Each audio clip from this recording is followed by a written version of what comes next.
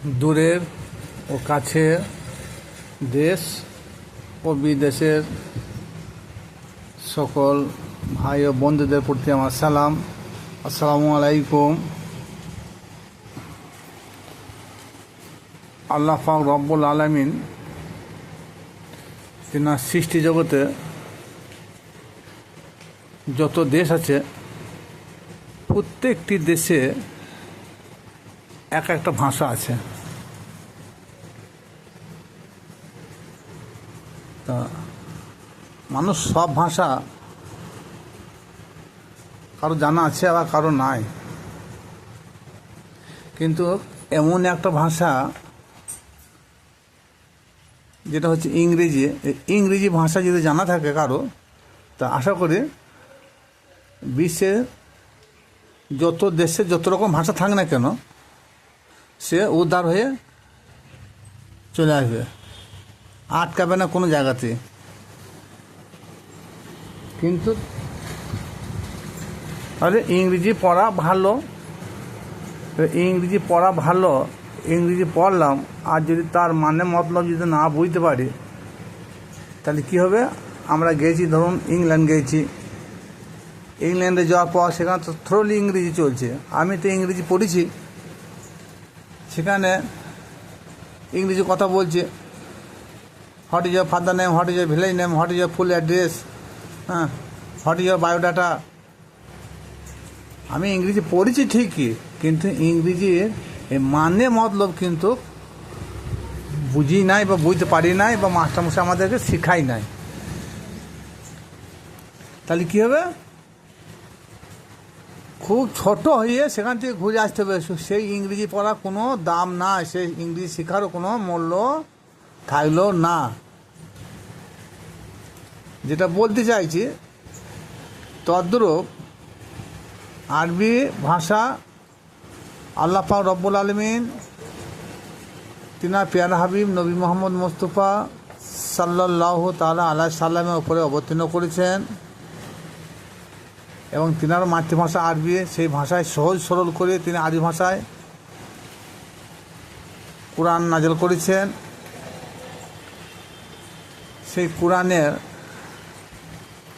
কিছু আদেশ, কিছু নিষেধ, কিছু জায়েজ, কিছু না জায়েজ, কিছু হারাম, কিছু হালাল, কিছু বৈধ, কিছু অবৈধ, কিছু পবিত্র, কিছু অপবিত্র, এই ধরনের অনেক কথা লেখা আছে। কিন্তু আমরা তার মানে মতলব বুঝি না। আজ সারা বিশ্বে যত মুসলিম দেশ আছে, প্রত্যেকটা বাড়িতে কমসে কম দুটো একটা করে কোরআন শরীফ আছে। আর এমন কোনো বাড়ি নাই যে আরবি পড়া জানে না, কারণ ছেলেদের থেকে মেয়েরা বেশি জানে আরবি। তা আরবি জেনেও কিছু লাভ হবে না, হবে না। যে আরবি আমাদের ঘরে ঘরে মারা, বোনেরা, আমাদের বিবিরা, আমরাও হয়তো অনেক সময় পড়ি, কিন্তু তার মানে মতলব কয়জনা বোঝার চেষ্টা করি, একজনাও তার মানে মতলব বোঝার চেষ্টা করি না। কারণ শুরুতে যখন আমরা প্রাইমারিতে মাদ্রাসায় ভর্তি হয়েছে, তখন মাস্টারমশাইরা, যেনারা অ্যারাবিক টিচার, তেনারা ওই আলেফ বে তা সা জিম হা খা দাল জাল পড়িয়ে গেছে, কিন্তু প্রত্যেকটি অক্ষরে বা ওয়ার্ডের মানে মতলব ওরা কোনদিন বোঝাই নাই। তার জন্যে আজ আমাদের ঘরে ঘরে যে আমাদের মারা, বোনরা, আমরা যারা কোরআন শরীফ পড়ছি, কিন্তু মানে মতলব বুঝি না। আর মানে মতলব না বোঝার জন্যে আমরা কোরআনও পড়ছি, অন্যায় করছি, মদও খাচ্ছি, সুদও খাচ্ছি, জিনাও করছি, ব্যভিচারও করছি, মিথ্যাও বলছি, হারামও খাচ্ছি, ইত্যাদি ইত্যাদি। কারণ আমাদের এই কোরআন শরীফ পড়ার সঙ্গে সঙ্গে আমরা যে বুঝতে পারতাম যে আল্লাহ পাক রব্বুল আলামিন যেগুলো হারাম করেছে সেগুলো আমরা যদি ভক্ষণ করি তার সাজাটা কী হবে, সেটাই আল কোরআনে দেওয়া আছে। মদ খাওয়া নিষেধ করেছে, মদ খেলে কী হবে, না খেলে কী হবে, সে বিধানও দেওয়া আছে। মিথ্যা কথা বললে কি হবে, মিথ্যা কথা না বললে কি হবে, তার বিধানও দেওয়া আছে। হারাম হালাল তার সম্বন্ধে বিস্তারিত দেওয়া আছে, জায়েজ না জায়েজ তার সম্বন্ধে বিস্তারিত দেওয়া আছে। তাহলে আমরা কোরআন পড়ি কিন্তু কোরআনের মানে মতলব বুঝি না, তার জন্য আমরা নামাজ পড়ে আসছি, নামাজ পড়ার পর আমরা শিরিক করছি, আমরা বিদাত করছি, আমরা মদও খাচ্ছি, মিথ্যাও বলছি, ইত্যাদি ইত্যাদি খারাপ কাজে আমরা জড়িয়ে রয়েছি। কারণ আমরা যেমন কোরআনও পড়ছি, তেমনি সেই নামাজের মাধ্যমে সে কোরআনের সূরাগুলো তেলাওয়াত করছি, কিন্তু মানে মতলব একজনাও বোঝার চেষ্টা করি না। আর মানে মতলব যদি সঠিকভাবে আমরা বোঝার চেষ্টা করতাম, তাহলে আমরা কখনো আল্লাহর সাথে শিরিক করতাম না, হারাম জিনিস ভক্ষণ করতাম না, না জায়েজ কাজ করতাম না।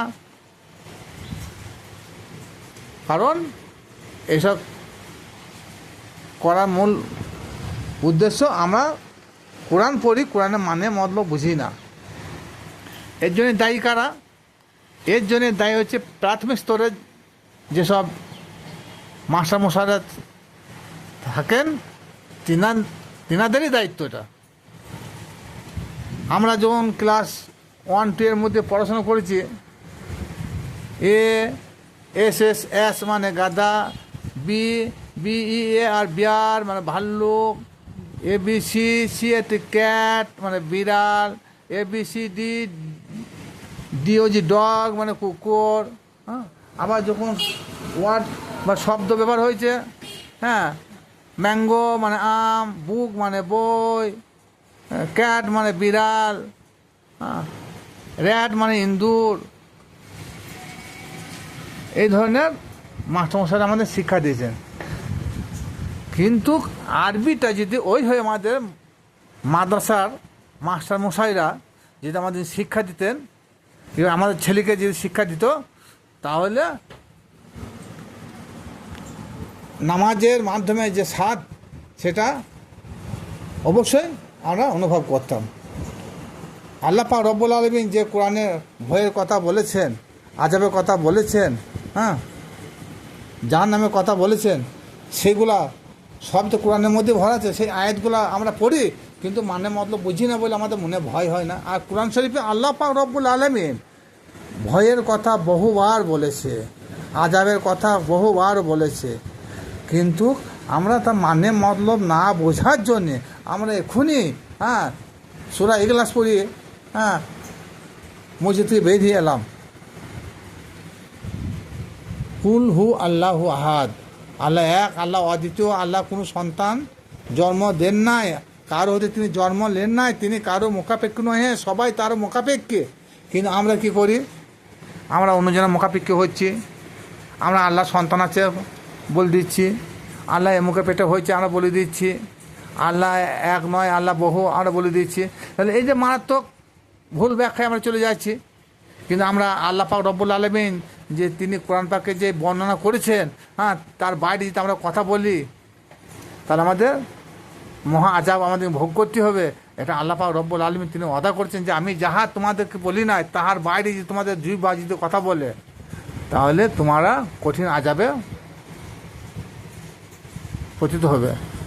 তাহলে এখান থেকে বোঝা যাচ্ছে আমরা কোরআন পড়ছি, নামাজ পড়ছি, তার মানে মতলব না বোঝার জন্যে আমরা অন্যায় পথে হাঁটতে থাকছি। তারপরে দেখুন, সালাত বা নামাজ যে যাই বলুক, সূরা ফাতিহা মাস্ট। তাই সূরা ফাতিহা, এই যে আলহামদুলিল্লাহ, সমস্ত প্রশংসা আল্লাহর, রব্বিল আলামিন, বিশ্ব জগতে তিনি প্রতিপালক, তিনি দাতা, তিনি দয়ালু, বিচারের দিনে তিনি একমাত্র মালিক। আমরা তিনারই ইবাদত করি, তিনারই কাছে সাহায্য চাই। আমরা সিরাতুল মুস্তাকিম পথে চলার জন্য আল্লাহর কাছে আহ্বান জানাচ্ছি। এই মানেগুলো যখন আমরা জেনে যাব না, তখন আশা করি আমরা আর খারাপ পথে যাব বলে মনে হয় না। কারণ মনের মধ্যে একবারও তো হবে, তাই তো এখনই আল্লাহর কাছে বললেন, আল্লাহ তুমিই তো সব, তুমি সারা বিশ্ব জগতের স্রষ্টা, তুমি মালিক, তুমি রহমান, তুমি রাহিম, তোমারই ইবাদত করি, তোমারই ইবাদত বন্দী করার জন্য দুনিয়ায় তুমি পাঠিয়েছ, তোমারই কাছে সাহায্য চাবো।